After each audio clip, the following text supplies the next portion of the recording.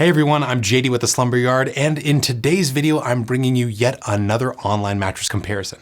Today, we're going to be taking a look at how Cocoon compares to Casper. So Casper is obviously one of the biggest names in the game, and Cocoon is also a pretty popular brand that's offered by Sealy.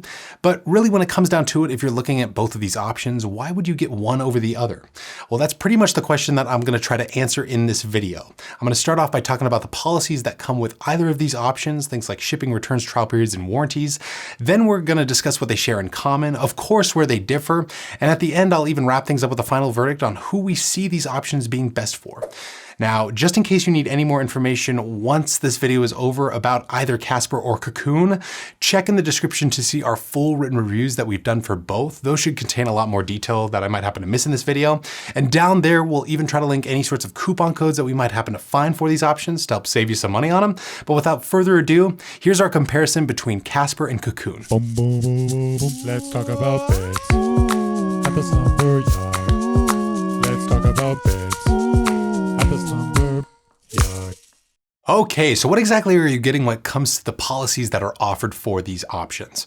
Well, just so you know, Cocoon and Casper did send us their beds for free to review, but if you buy them online, here's essentially what they come with. With both, you're going to receive the exact same standard online bed policies, starting with completely free shipping. Once ordered, they'll eventually arrive at your door inside of a big box, and the whole unboxing process is really quick and easy for both, and it's actually kind of fun if you have a friend there to help you out. Now, once these beds are in your possession, both companies offer a 100-night sleep trial to test their mattresses out at home before you're stuck with them. And this is basically your chance to see if the beds are actually right for you. And if they're not for whatever reason within that time frame, both also come with completely free returns, in which case you just call the companies up and set up a mattress removal at no additional cost to you. But on the flip side, if you end up enjoying your brand new bed and you ultimately decide to go with either of these options, that's great because both are backed by standard 10-year warranties. And we're going to try to link more information regarding the specific policy details for both of these options down below in the description if you want to learn more about those.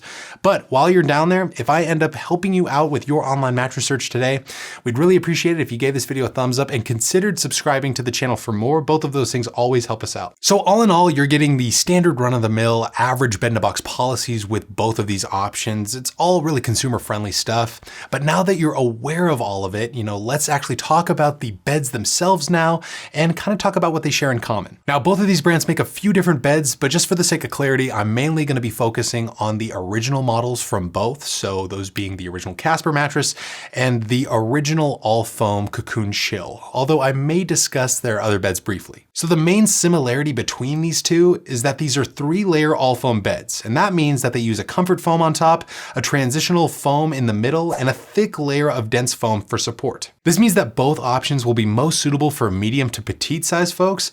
If you're a heavier individual like myself, say in the range of 230 pounds or more, you'll probably want to look into getting a hybrid bed instead of an all foam one like these. This is due to the fact that hybrid beds use foam for support alongside pocketed coils, which generally offer more support for bigger body types. Now, both brands do offer hybrid options. Cocoon has their Chill hybrid bed, and with Casper, you can actually spend up just a bit to purchase the same bed with coils instead of support foam, thereby making it Casper hybrid. And with Casper, you even have the Nova and Wave models to choose from, which are both hybrid beds by default.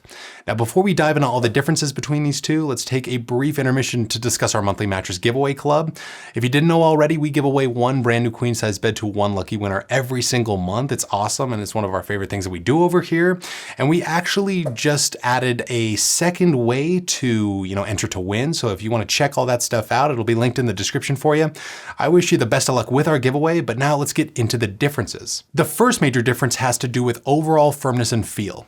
The Casper mattress, the original Casper, has more of a classic soft neutral foam feel that we think 9 out of 10 sleepers should find to be really accommodating. Simply put, Casper just feels like a comfy foam bed that the vast majority of sleepers should find to be comfortable, or at least not uncomfortable. Now, Cocoon should also be pretty accommodating to most sleepers, but it does have a bit of a different feel compared to Casper. We'd say Cocoon has more of a memory foam feel. It's not going to be like an overwhelming dense memory foam feel like a Tempur-Pedic or something. It's much more responsive than that, but it will probably be a little slower to respond back into its original shape than Casper. Cocoon Chill is also going to feel slightly firmer than the original Casper. We'd say it sits right in between a medium and a medium firm, so it should work for all sleeper types, but it might just appeal to back and stomach sleepers more than strict side sleepers. I actually slept on this mattress for a number of nights. I myself am a combination sleeper, and I did notice that as I was on my side, this mattress didn't offer the most amount of pressure relief for my shoulders and hips, but over time, beds softened. So as I used it more and more, I did find it to be noticeably more comfortable for side sleeping. Moving over to Casper though, this bed sits at a proper medium on our scale, and this makes it a great option for back, side, stomach, and combination sleepers. So no matter how you like to sleep, you should be set on this thing. And we actually use Casper's Firmness as a baseline to judge all other medium firmness profiles because it is such a medium. It is such a medium. Girl, you have no idea. Please don't goof that. Oh no. What have I done?